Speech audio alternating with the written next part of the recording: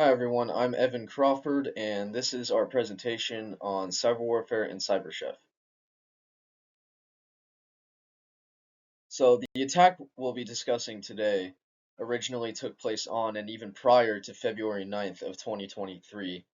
And in this attack, they exploited known vulnerabilities like Log4j as well as exploiting other public-facing systems. And they also used remote code execution for the initial access as well. They also made use of stolen credentials as well as weak access controls to get into the systems. And they were mainly targeting healthcare and critical infrastructure networks.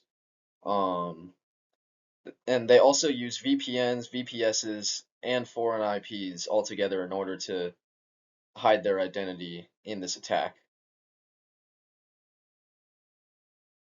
So the original targets for this attack were South Korean hospitals and health clinics, as well as their defense and military networks.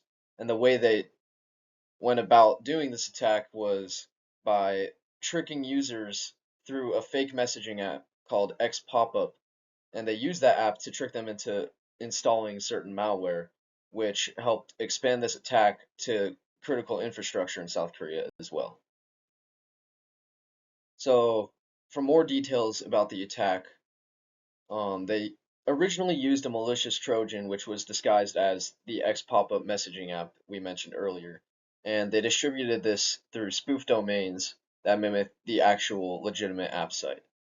And they used custom malware deployed post-compromise in order to perform host-based reconnaissance and collect system information off of their machines and systems.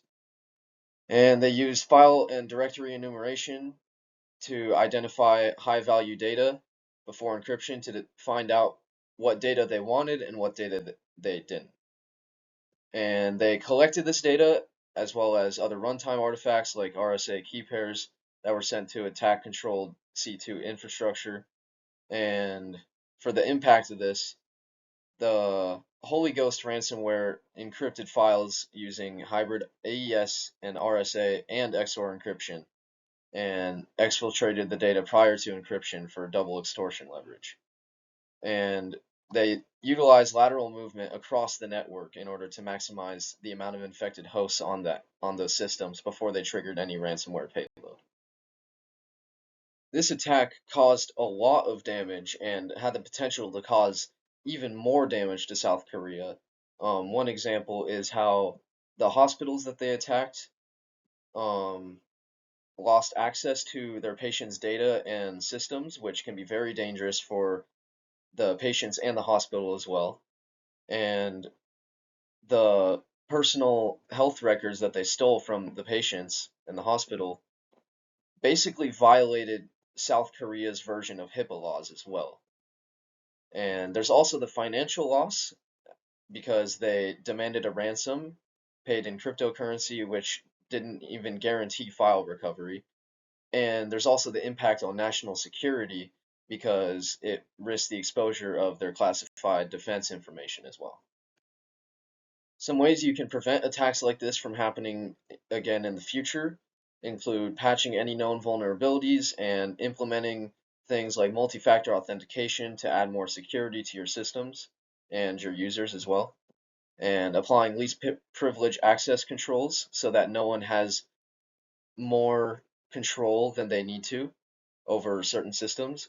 And you should also store regular backups offline so that you have access to them in case your systems go down. Now, you can find our CTF in the discussion forum posted today, which includes our IOCs and our hints to go with those so that you can solve them. And once you solve them, here's the link to the whodunit quiz. And here are our references. Thank you.